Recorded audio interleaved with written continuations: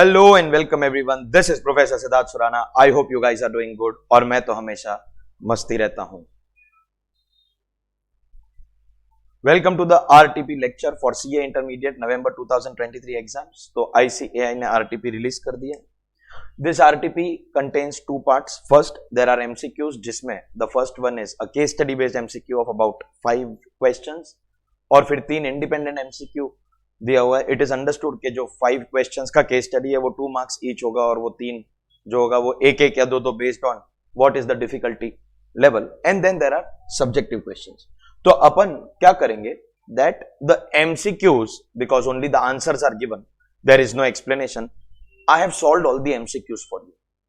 Solve करके how that answer is coming वो I will discuss with you, and as far as the subjective part is concern I will just quickly discuss के what are the questions that they have given you, because the subjective questions ka answers are already printed in the RTP. You can simply go through and you practice. The more you practice, the better it is. Majority language of this lecture is going to be English, so that students of South can also understand. लेकिन appropriate जगह पे हिंदी भी use होगी, because we are here to cater to students across the country, and lectures like RTP etc. cannot be made in 2 languages. So English will be majority part of the lecture, but there is going to be plenty of Hindi as well. Without wasting any time, let us go to the RTP CA intermediate. First is the MCQ part, which as I have told you that I have already solved these MCQs for you, so I'll discuss the solution. एक बार हम लोग go through करेंगे. One trick that I am giving you as a student who is giving the exam, जो case study based MCQ होता है, what will happen is a big long story is given. There is a gentleman called Mr. Shan here. उसका पूरा का पूरा story दिया है, और उस स्टोरी के ऊपर they are saying choose answers to the questions number 1 to 5। एक ट्रिक दे रहा हूं which helps you to do the questions better. I have given this trick in the past lectures also, but there are chances that you are watching my RTP lecture for the first time, या any of my lecture for the first time. तो एक trick दे रहा हूं कि जब भी case study based question होता है तो देयर आर 5 क्वेश्चंस, ये सब ऊपर वाली स्टोरी पे बेस्ड है। तो पहले एक बार देख लो क्वेश्चन क्या है। For example, what is the amount of salary chargeable under salaries to mister Shaan? What is the amount of deduction available under chapter 6A to mister Shaan? What is the total income of mister Shaan? What is the tax liability of mister Shaan? And compute the tax liability if he opts for the new taxation regime. मतलब salary, income, deductions, तो of course other income और salary ले लोगे, deductions already आ गया, तो total income, उस total income के ऊपर टैक्स ओल्ड रेजिम का ही होगा, because new regime they are separately asking. When you know this, you know कि क्वेश्चन के अंदर रीड करने के टाइम पे क्या डेटा पे फोकस करना है। Anything that is material to computation of salary, deductions, total income, tax as per old, tax as per new is relevant data for us. तो देखते हैं क्या डेटा दिया। Mister Shaan is resident, as 42 year. देखिए एक एक चीज हमको ना क्वेश्चन पता है ना, इट विल अफेक्ट अस। 42 मतलब जो बेसिक एग्जेम्पशन 250 रहेगा under the old regime, correct और no? Is employed, and new में तो वो 250 है, बिकॉज न्यू में for everyone it is currently 250, next year it is changing. Is employed in an MNC in Gurugram since 2013। He submitted his resignation on 31 July 22, मतलब अप्रैल में, जून, जुलाई, इतना तो इसने काम किया है सैलरी में। Resignation 31 July for starting his own business and given notice period of 1 month to the employer, and he received the following emoluments from his employer from April to August. मतलब रेजिग्नेशन जुलाई को दिया, लेकिन काम अगस्त तक किया। सो salary, इसका computation बोला ना सैलरी का। So when we have already read the questions, we know what we have to pay attention. तो सैलरी में there will be April, May, June, July and August तक का salary, because he has resigned in July but work for August. तो basic पे 45,000, ये सब 5 से multiply होगा, 12 से नहीं। डियरनेस अलावेंस फॉर्मिंग पार्ट, मतलब this is DA in terms 10%, again 45,000 into 5 का 10% होगा। Medical allowance 5,000 into 5, medical allowance is fully taxable, monthly fix होता है। परक्यूजिट होता है तो there is something exempt. Entertainment allowance fully taxable, and he is not a government employ, तो इसको deduction भी नहीं मिलेगी। Commission is also fully taxable, and ध्यान से देखिए ये पर मंथ कमीशन है, ये परसेंटेज कमीशन नहीं। सैलरी में तो full thing will come, but for some of our calculations कोई एग्जाम्पशन वगैरह होता है, आरपीएफ या ऐसा कुछ, तो परसेंटेज कमीशन भी take, but this is monthly commission, तो we will not take. Employee to RPF, देखो एम्प्लॉय टू आरपीएफ तो इसमें से कंट्रीब्यूट करेगा, वो 80C में आता है। Employ to RPF will come under 80C, it won't affect salary, but there is question on deductions also ना, तो उसके अंदर ये अमाउंट लेंगे। Employer to RPF is contributing the same amount 7,500 per month, ये सैलरी में आएगा, इसमें 12% का एग्जाम्पशन होगा एंड दैट 12% का exemption will be only basic and DA in terms, क्योंकि कमीशन यहाँ पे परसेंटेज नहीं मंथली फिक्स है।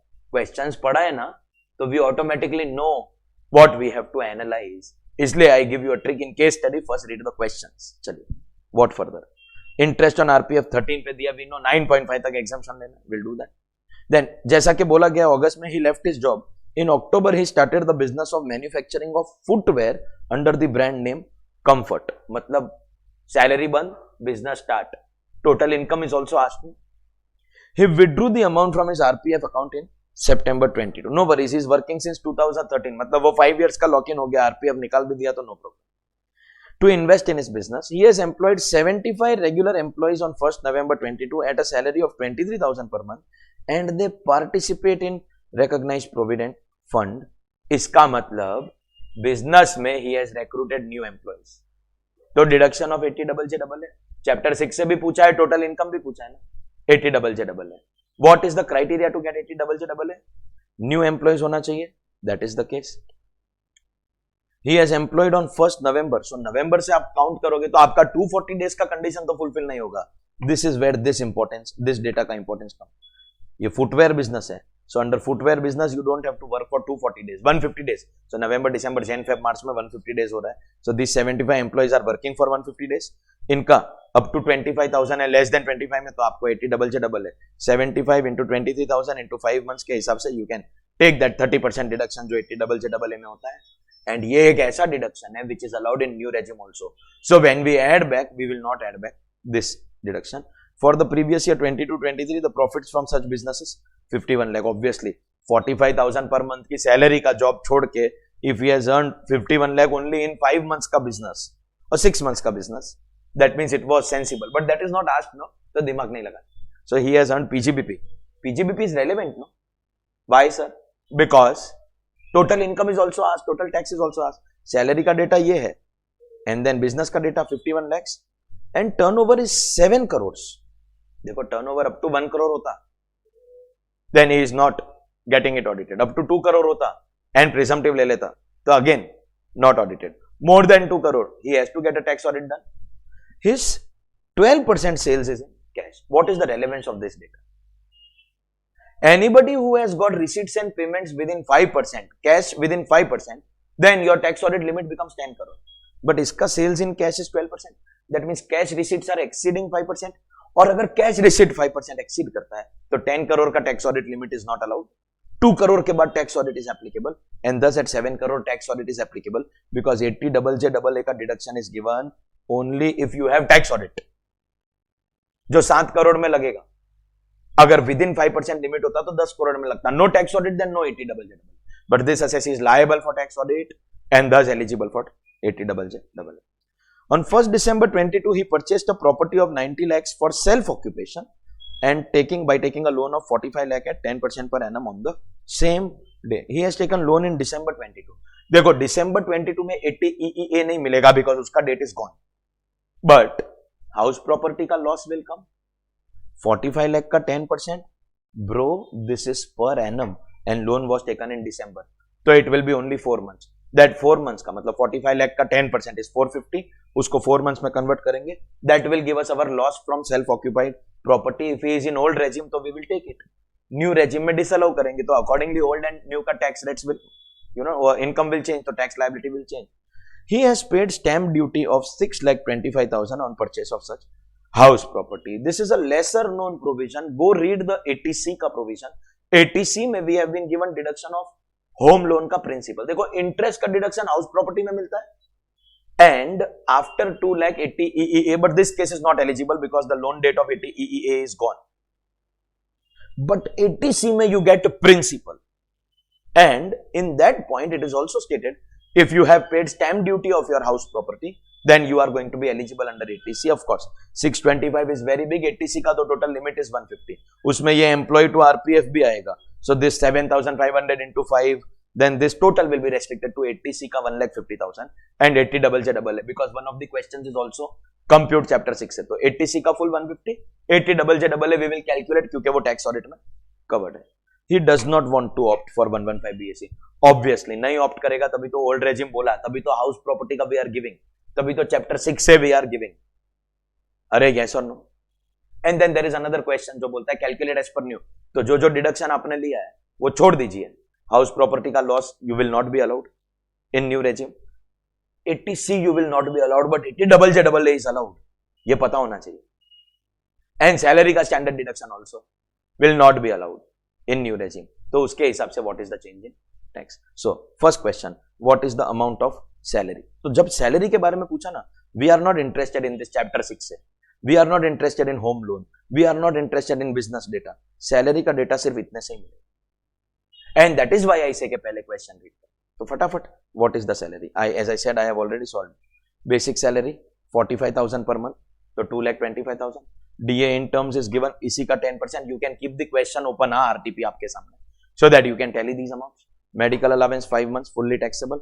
Entertainment allowance is 2,500 per month. अगर आपको दिख रहा है 2,500, again fully taxable. Employer contribution to RPF 7,500 into 5. This is the actual contribution. इसमें से we will take 12% of 225 जो आपका बेसिक है एंड 2200 जो आपका डीए इन टर्म्स है. Commission we will not take, इसलिए कमीशन मैंने यहाँ पे इनकम में भी अलग से 50,000 दिखाया. Commission we will not take, we will take only इसका 12%, बिकॉज कमीशन अगर परसेंटेज में होता है then we take it. If commission is fix monthly we will not take it. So इसका 12% इज कमिंग टू 29,700. 7,800 टैक्सेबल होगा. Likewise interest received at 13% is 14,300. You can just check this amount. 13% 14,300. Question आप सामने खुला रखिए so that you understand the solution. Exempt up to 9.5%. If 13% is 14,300, then 9.5 is how much? तो ये taxable. Commission I have purposely taken separate. तो सब हो गया. Basic, DA in terms, medical, entertainment, commission, RPF, everything is done. This will give you your gross salary. You just have to aggregate this amount, 346,650, and take standard deduction of 50,000 because you are right now in the old regime. 296,650, which is given to you in option C. मैंने option भी यहां पे आपके लिए लिख के रखा है. तो सैलरी का data has been taken into consideration. You have to be careful के here you don't have to take commission because it is monthly. The other is massively straightforward. There is no twist as such out here. Question number 2, what is chapter 6A deduction available? देखो total income में बाद में ये सब वापस आएगा. तो what is the chapter 6A deduction available to me? Chapter 6 में एक तो 80C employ contribution to RPF 7,500 per month and stamp duty का डिडक्शन 80C में मिलता है. But in any case the total will be restricted to 1,50,000 and 80JJA is also allowed on the basis of this data that is given to us. 75 employees, 23,000 per month is within the limit of 25. They have worked for 150 days because footwear industry तो 150 days. तो नवंबर से employ किया, they have given us employed on 1st November. So नवंबर, दिसंबर, Jan, Feb, March 5 महीने का salary of 23,000 of 75 employees. 75 into 23,000 into 5, इसका 30%. 25,87,500 will be 80JJA and 1,50,000 of 80C will give you 27,37,500 which is given to us 27,37,500 in option D again as I have already solved. So ये आपका second question chapter 6 से. Third, what is the total income? Total income में देखिए salary is already there. House property का loss लेना है. PGBP का 51 lakh is computed. Deductions हमने ऑलरेडी कर दिया है. इफ योर ऊपर का आंसर्स आर राइट, योर नीचे का आंसर्स आर अपने आप राइट, व्हिच आल्सो मींस ऊपर वाला रॉन्ग, तो इधर भी रॉन्ग ब्रो. तो let us see total income. Salary as computed above 296,650. House property आपका 45 लाख का 10% is 4.5 lakh per annum and the loan was taken on 1st of December. तो दिसंबर, जैन, फेब, मार्च खाली 4 महीने का इंटरेस्ट आएगा. 4,50,000 इंटू 4/12, 45 लाख का 10%, 450 into 4/12. This is going to be your house property का loss. Old regime में इसलिए लेंगे. तो ये नेट पीजीबीपी ऑलरेडी आपको दे दिया है कंप्यूट करके. It is given to you PGBP 51 lakhs year. Accordingly आपको मिलेगा gross total income of 52,46,650. Chapter 6 से also we have already calculated. ये है आपका total income as per the old regime 25,09,150. is that option A? 25,09,150 option A. तो ऊपर वाला right, automatically right. Compute the tax liability. सबसे danger question in the entire case scenario is this. क्या खेला है ब्रो इंस्टीट्यूट, क्या खेला है. Compute the tax liability. First of all mister Shaan is in old regime, क्योंकि हाउस प्रॉपर्टी का loss भी लिया है, डिडक्शन भी लिया. वैसे भी we are doing everything as per old regime. New regime we will do for the last question separately. Old regime के हिसाब से एंड मिस्टर शान का age is 42. Some are thinking sir ये भी क्या कैलकुलेशन है. We already have the NTTI 25,09,000. ये senior citizen नहीं है, old regime. So you calculate 15,09,150 का 30% प्लस 1,12,500 अप टू 10 lakhs. अरे टोटल इनकम माइनस 10 लाख पे 30 plus 1,12,500 plus cess there is no surcharge, this is less than 50 lakhs. तो क्या answer आता है देखते हैं. क्या खतरनाक question this is. This I have star marked a very important question. 15,09,150 का 30% excess over 10 lakh plus 1,12,500 non senior citizen up to 10 lakh. इसमें when you add 4% you will get 587,855 rounded off to 587,860. अगर आप ऑप्शन देखोगे तो 587,860 is already visible in option है and you are getting this answer. एक तो किसी किसी को इनकम ही रॉन्ग आएगा तो you don't get the answer only, but there are some whose income is right तो you will get this answer. आपको लगेगा आंसर है, खत्म, tata bye bye goodbye गया. Because you have to also calculate alternate minimum tax. This assessee has taken any of the deductions. क्या 10AA SEZ लिया है? नहीं लिया. 35AD नहीं, but has he taken income related chapter 6 से deduction? 80JJAA income related deduction. तो you take your NTTI as per tax, ये जो आपका आंसर आया था in question 3 and add your not chapter 6 से पूरा ऐड नहीं होगा, full 2737 नहीं ऐड होगा, only the 80JJAA part. That's 25,87,500. 50,96,650 will become your adjusted total income. इस adjusted total income के ऊपर we calculate basic tax at 18.5%. alternate minimum tax का calculation हो रहा है. After tax rates we have one more chapter called AMT. 18.5%, 942,880. Surcharge 10%. Why sir? Because this income is exceeding 50 lakh. When your income exceeds 50 lakh, you have to calculate.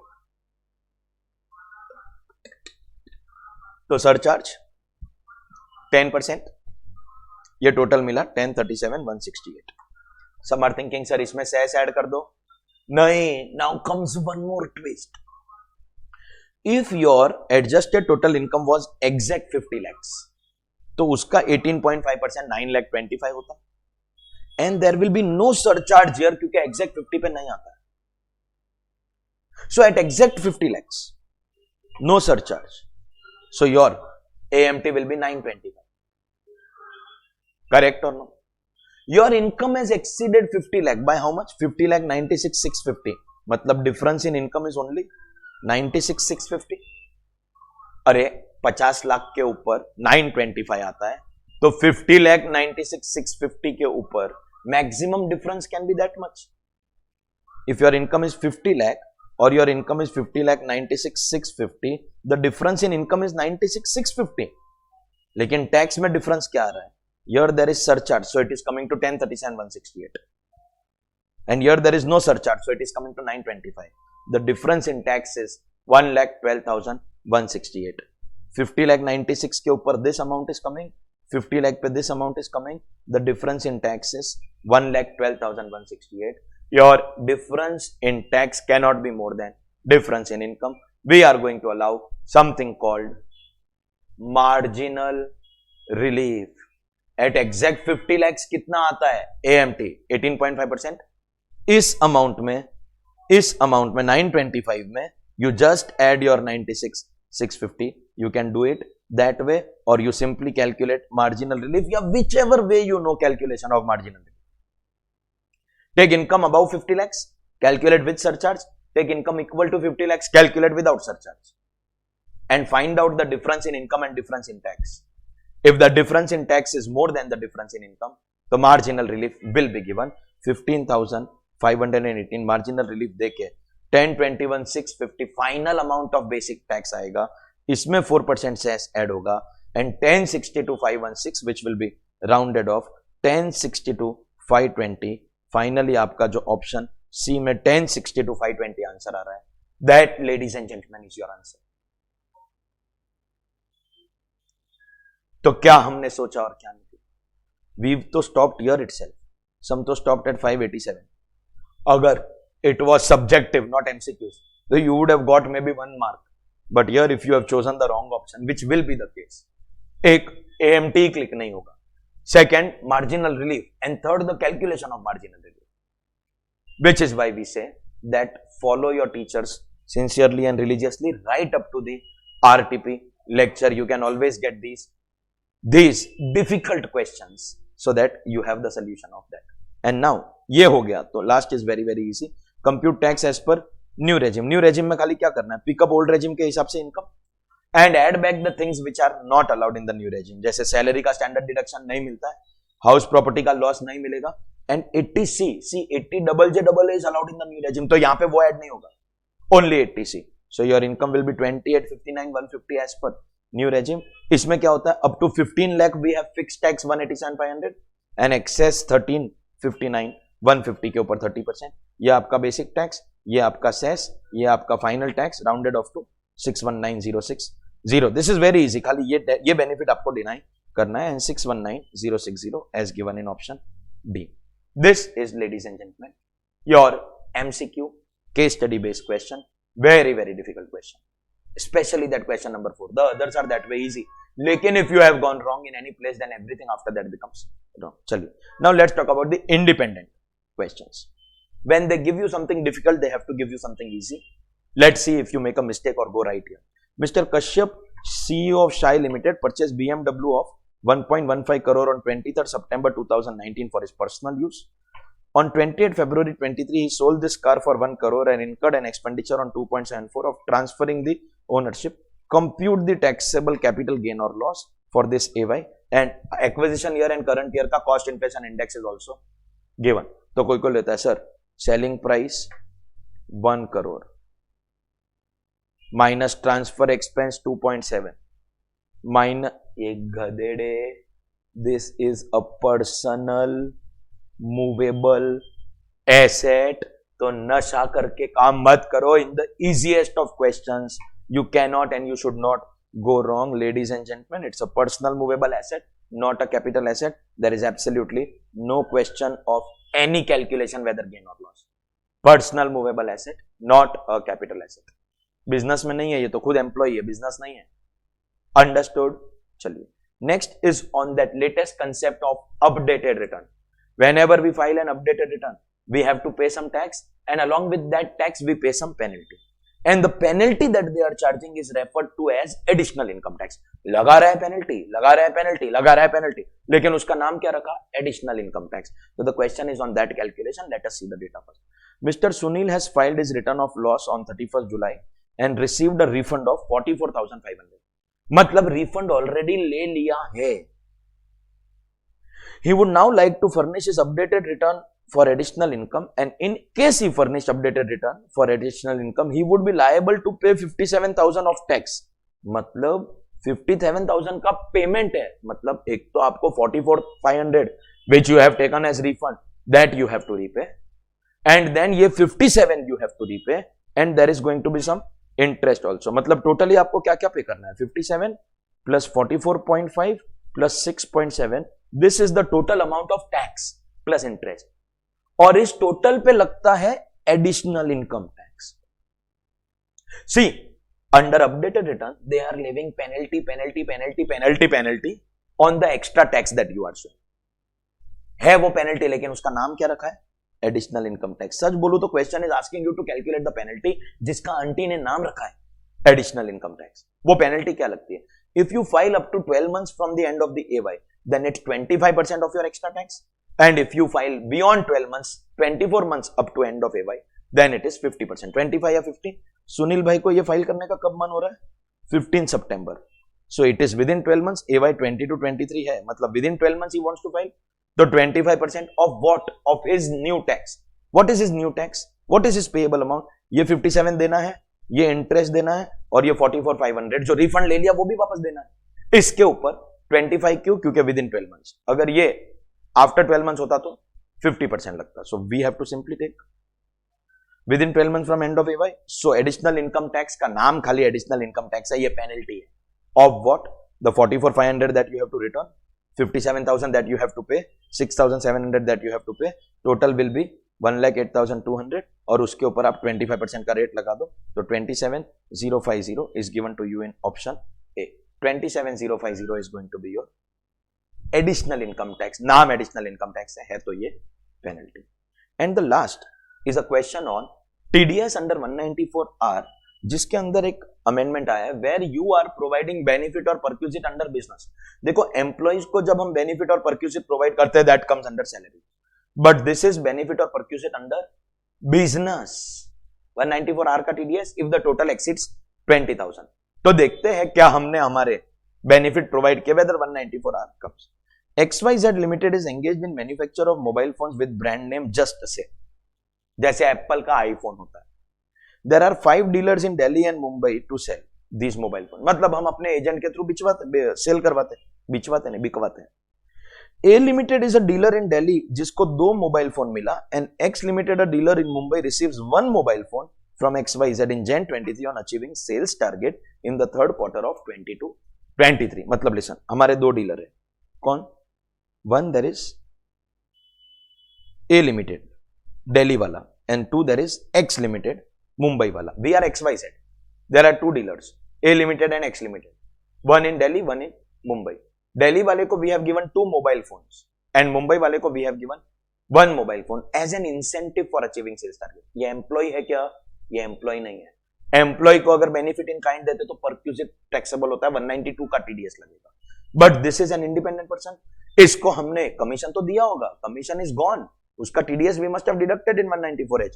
Is this extra that we are giving in kind? तो now we have to find out the value of that benefit. A को 2 mobile दिया है, ए को 2 दिया ना, हाँ, and x को 1 दिया है. तो what is the value of that mobile phone? क्योंकि अगर वो 20,000 क्रॉस किया तो टीडीएस आएगा. The manufacturing cost of that mobile phone is 15,000. मतलब XYZ को कितने में पड़ता है? 15,000. और बाजार में ये लोग बेचते कितने में? 25,000. The price charged from customers for such mobile phone is after providing 22% discount on MRP. मतलब our ICAI has decided to test intermediate students on CBDT circuit. सुनिए, recently there was a circular released by Central Board of Direct Taxes जिसमें ऐसा लिखा था कि अगर ये company कोई चीज खरीद के अपने डीलर को देती, समझ लो एसी खरीदा और अपने डीलर को दे दिया, तो जो इसका परचेस प्राइस है that is the perquisite of the dealer. Dealers are selling my mobiles, मेरे को उनको इंसेंटिवाइज करना है, तो मैं क्या करता हूं? एसी खरीद के उनको गिफ्ट कर देता हूं. तो my purchase price is the perquisite of the dealer. But when you are manufacturer, this is strictly said in the circular. चाहिए तो आप इसको नोट डाउन कर लेना. अगर आप परचेस करते हो तो purchase price will be taken as the perquisite for the dealer. लेकिन अगर आप मैन्युफैक्चर करते हो, now see this mobile company is not purchasing AC and gifting it to its dealer. खुद के बनाए हुए मैन्युफैक्चर किए हुए मोबाइल गिफ्ट कर रही है ना. In that case you have to take the customer का प्राइस. कस्टमर को आप कितने में देते हो, वो price is your loss and your dealer का परक्यूजिट. तो कोई भी चीज अगर खरीद के देते हो अपने डीलर को तो आपका परचेस प्राइस उसका परक्यूजिट है, और अगर आप मैन्युफैक्चर करके देते हो तो you charge how much to the customer. वो उस डीलर का बच गया ना, कस्टमर बन के आता तो देना पड़ता ना, लेकिन डीलर है तो गिफ्ट में मिल रहा है, वो बच गया तो कस्टमर का. तो कस्टमर को हम कितना चार्ज करते हैं? 22,000 is MRP but we give 22%. 25,000 is MRP but we give 22% discount. तो 25,000 में से 22% डिस्काउंट काट के जो बचता है वो कस्टमर से चार्ज होता है और वो डीलर को नहीं चार्ज हो रहा है, तो वो डीलर का परक्यूजिट है. ए लिमिटेड को 2 मोबाइल दिया, बी लिमिटेड एक्स लिमिटेड को 1 ही मोबाइल दिया, we will value these perquisites. ये मैन्युफैक्चर वाला क्वेश्चन है. कोई क्वेश्चन में खरीद के, जैसे इस क्वेश्चन को चेंज कर दो, एसी लाके दिया एक तीसरे डीलर को, तो purchase price will be perquisite. लेकिन मैन्युफैक्चर किया हुआ गुड्स दिया तो कस्टमर वाला price we have to take accordingly. The valuation is XYZ is providing benefit in course of business to its Mumbai का एंड दिल्ली का डीलर. अगर खरीद के देते हो, ये सीबीडीटी का सर्कुलर का रेफरेंस आई हैव गिवन, तो we have to take purchase price as the perquisite. Manufacture करते हो तो प्राइस टू कस्टमर्स, ये वाला मैन्युफैक्चर का केस है, तो 25 - 22, एक मोबाइल का जो परक्यूजिट वैल्यू है 19,500. अब देखिए, ए लिमिटेड जो दिल्ली वाला है उसको हमने 2 मोबाइल फोन दिया गिफ्ट में, तो उसका perquisite is 39,000 which is more than 20. तो इसका हमको 10% टीडीएस 3,900 काटना.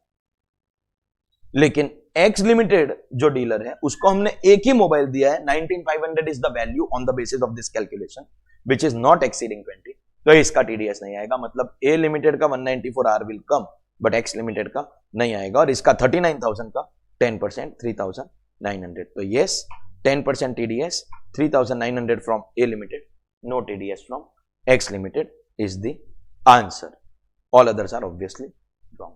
So basically inter में भी वो लोग circular test कर रहे हैं by at least putting in RTP. We cannot take chance, so we have to put it. These were the MCQs of your RTP for November 23 exam of CA intermediate. Now that MCQs हो गया तो subjective question जैसा मैंने बोला था मेरे को explain करने का जरूरत नहीं because the solutions are already there. Very quickly I will make you understand क्या क्या दिया है। फॉर एग्जांपल ये first question, this is on residential status. अगर आप डेटा देखोगे, Asha is an Indian citizen, she is lawyer by profession, she started her consultancy profession in India in 2019, मतलब ये इंडियन सिटीजन है, इंडिया में लॉ प्रैक्टिस करती है। This is her name of firm. In May 21, she got married to Mr. Ram, who is an American citizen, and he came to India for the first time in 2020. And he joined MNC in India. मतलब American citizen has come to India for the purpose of employment. Is he citizen of India? नहीं। क्या ये employment लेने के लिए आया है? Yes, मतलब इसको 6365 applicable रहेगा। He got promotion and was transferred to Dubai. He left for Dubai on 1st October 21. Mrs. Asha accompanied him to Dubai. And she started providing consultancy there. Asha has gone abroad. Both of them came to India for 3 months from June to August. मतलब इस साल ये लोग आशा की family के साथ time spend करने के लिए जून जुलाई अगस्त 3 महीने के लिए आए थे। Now understand, वो जो अमेरिकन सिटीजन है ना उसका 6365 एप्लीकेबल, लेकिन Asha is citizen of India going outside, उसको नॉट एप्लीकेबल। तो अकॉर्डिंगली आपको बेसिकली इसका सैलरी इनकम ऑफ ये सारी इनकम्स ऑफ राम दी है, सैलरी लॉन्ग टर्म, ये दुबई का है, long term capital gain of Indian company, house property of Delhi which is again India, dividend on Indian company. Likewise Asha का इनकम दिया, consultancy in Dubai but it was set up in India, जो RNOR के लिए होता है ना, foreign income if controlled from India, ये वैसा इनकम है। और जो हम 15 लाख वाला डीम्ड रेसिडेंट लेते हैं ना, उसके अंदर भी हमको ये वाली इनकम लेनी पड़ती है। In deemed resident what do we take? All Indian incomes and foreign income if controlled from India, तो ये कंट्रोल फ्रॉम इंडिया ये लेंगे, ये इंडियन इनकम है ये लेंगे, ये लोकल दुबई इनकम है ये नहीं लेंगे, and short term capital loss ये इंडियन कंपनी का है, ये तो लॉस है, तो ऑफ कोर्स 15 लाख के फिगर के लिए we are not taking it. अगर एलिजिबल है तो कैरी फॉरवर्ड मिलेगा। You have to determine residential status of Ram and Asha and their total income ignoring the new taxation regime. देखिए रेसिडेंशियल स्टेटस में राम को तो पक्का 6365 applicable, you can calculate. Asha को 6365 is not applicable, but we can check for 120, she has come to India for a visit, तो हमको उसका income देखना है, but in the current case she has come only for 90 days, तो उसने 120 भी नहीं किया है, करेक्ट। अब लास्ट ऑप्शन बचा डीम्ड रेसिडेंट। डीम्ड रेसिडेंट बनाने के लिए we have to see her income, तो ये एक्सीड नहीं कर रहा है 15 लाख रुपया, and consequently we cannot deem her also resident. Finally Asha बन जाएगी non resident, and as far as Ram is concern उसको तो 6365 एप्लीकेबल, करंट ईयर में 90 हो रहा है, and he is in India for this period. 2020 में इंडिया आ गया था एंड 21 तक था, तो 365 भी हो रहा है। ही इज रेसिडेंट, लेकिन 7 years का 730 and all that is not happening because he has come to India for the first time. तो अकॉर्डिंगली राम निकलेगा आपका RNOR एंड आशा निकलेगी नॉन रेसिडेंट बिकॉज 182 नहीं हुआ है, 120 नहीं हुआ है, and deemed also is not applicable, and Ram को तो 6365 में वी आर मेकिंग।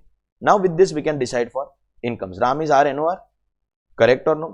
तो वी विल ओनली सी उसका इंडियन इनकम्स या foreign if control from India, तो ये तो we have to accordingly find out for Ram, and for Asha we will only see Indian incomes, foreign incomes we will not see at all.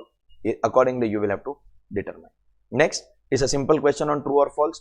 Akash has received educational scholarship, so is it going to be taxable or exempt? Question is saying it will be taxable, so apna answer will be false because it is exempt.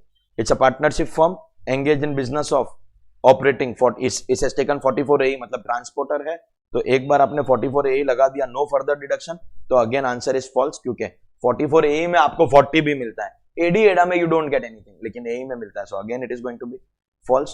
This is one concept that I want to explain to you. We have got something called cash credit. पहले let me explain the meaning.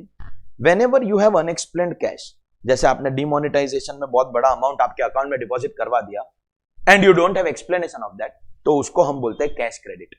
अगर ऐसा कुछ पकड़ा गया तो it will be taxable whenever you have any unexplained cash credit, whenever you have any unexplained income, आपने पैसा कमाया लेकिन आपको एक्सप्लेनेशन नहीं है कि आपने कैसे कमाया. अनएक्सप्लेन्ड इन्वेस्टमेंट, आपके पास गोल्ड पड़ा है but you don't have explanation of where this gold came. Unexplained expenditure, you have incurred some big birthday party या शादी का खर्चा and you don't have any explanation. तो इनकम टैक्स में सीए फाइनल में तो करते ही हम लोग, एक सेक्शन है 115 बीबीई जो बोलता है you will pay tax of 60% on such incomes, plus आपको सरचार्ज लगेगा 25% और प्लस आपको सेस लगेगा 4%. whenever you don't have explanation, ये टैक्स लगेगा.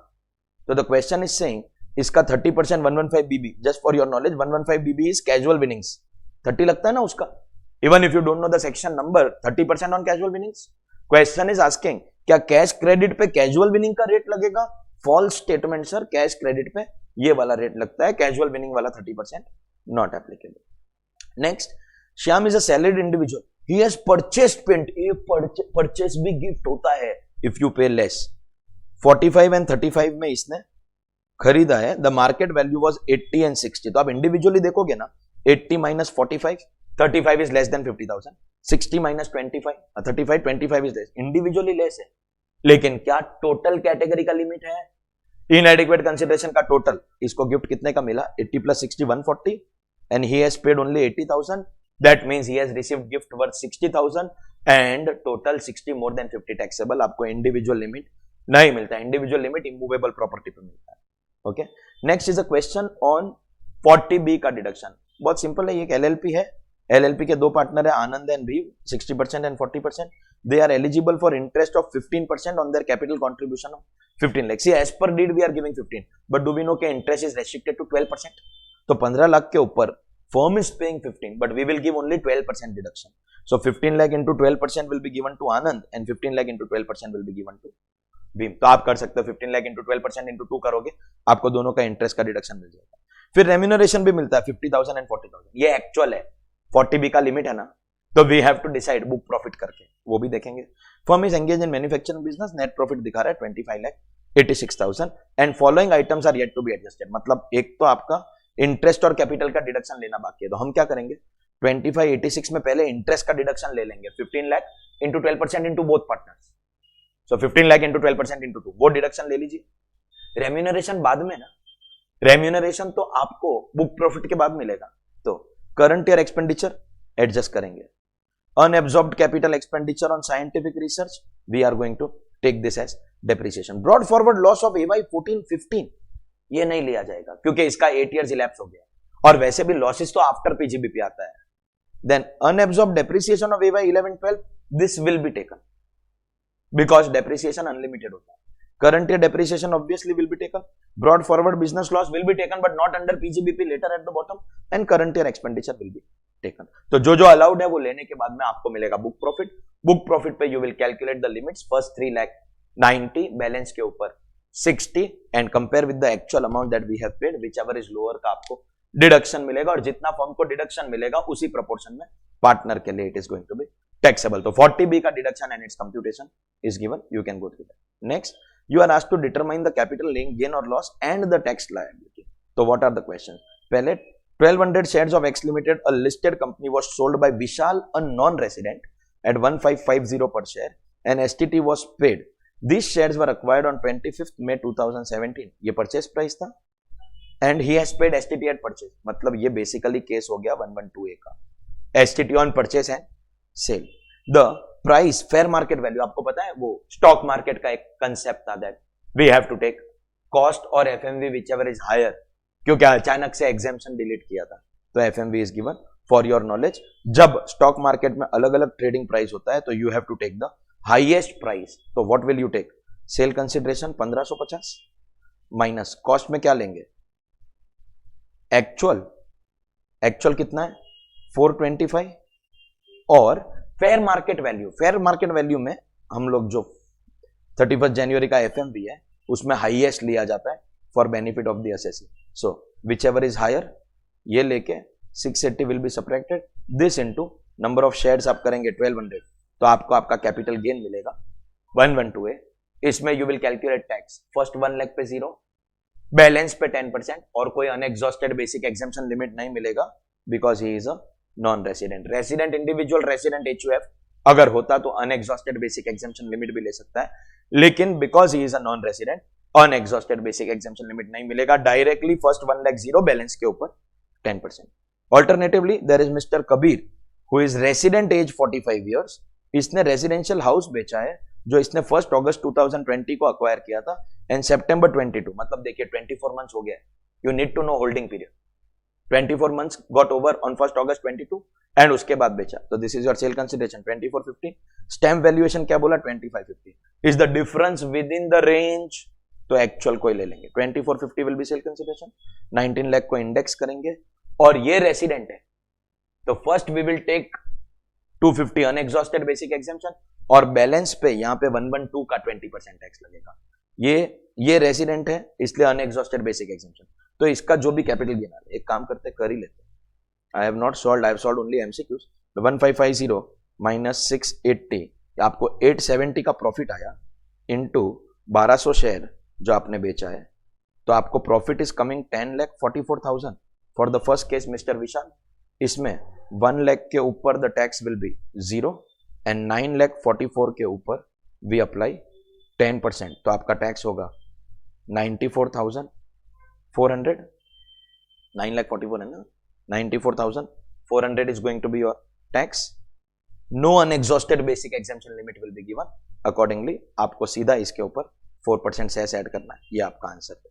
But if we talk about Kabir, he falls in 112 वाला केस. कबीर का जो केस है वो 112 वाला केस है. बिकॉज कबीर इज अ 112 वाला केस, तो कबीर के केस में हम लोगों को एक तो 20% टैक्स लगाना है, ऊपर से अनएग्जॉस्टेड बेसिक एग्जाम्पशन लिमिट का बेनिफिट भी देंगे because he is a resident. So ये अनएग्जॉस्टेड बेसिक एग्जाम्पशन नहीं देंगे because he is a non resident. 94,400 के अंदर 944,000 का into 1.04 if you do 98,176, वो आप राउंड ऑफ कर लेना, nothing big.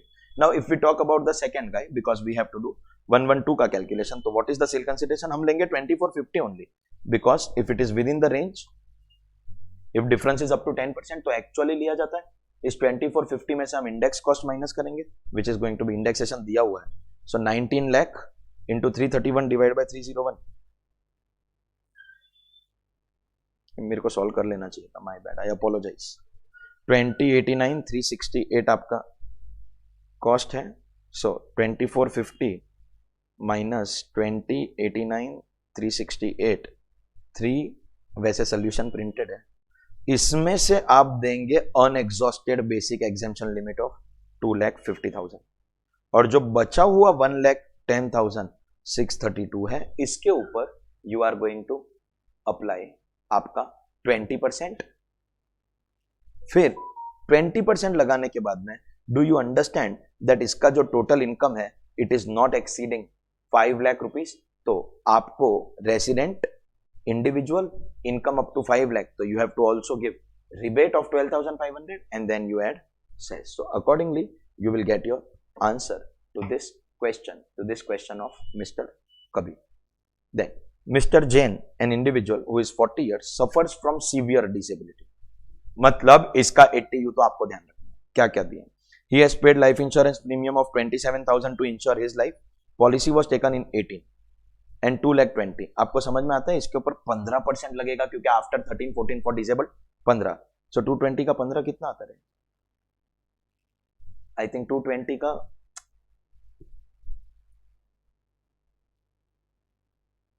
33,000 you get and you have paid premium of 27,000.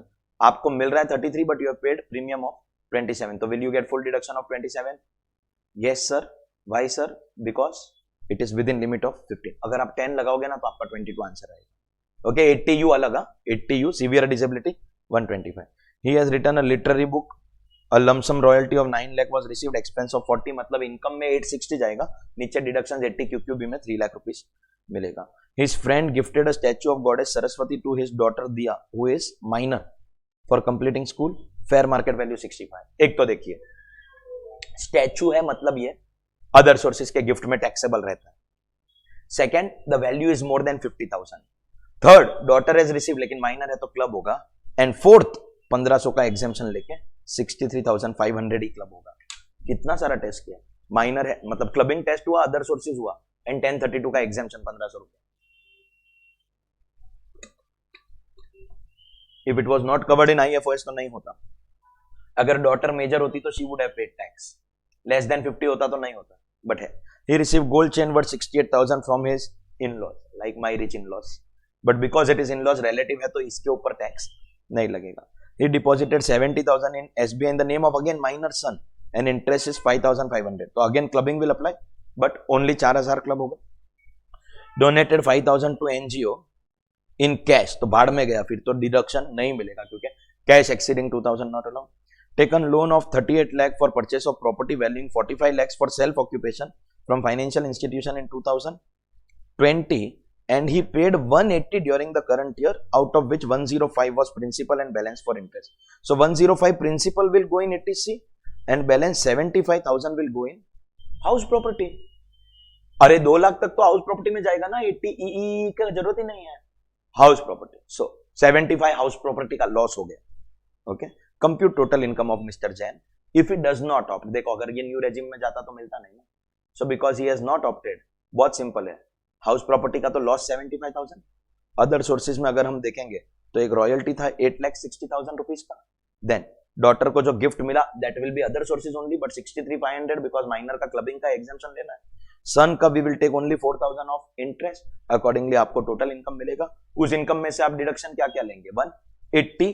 सी में इंश्योरेंस प्रीमियम का we will take full 27,000 because 15% का लिमिट, एंड इसका वी विल टेक 1,05,000। 1,05,000 प्लस 27 आप करेंगे तो आपको कुछ 127 प्लस 532 1,32,000 का आपका डिडक्शन आएगा।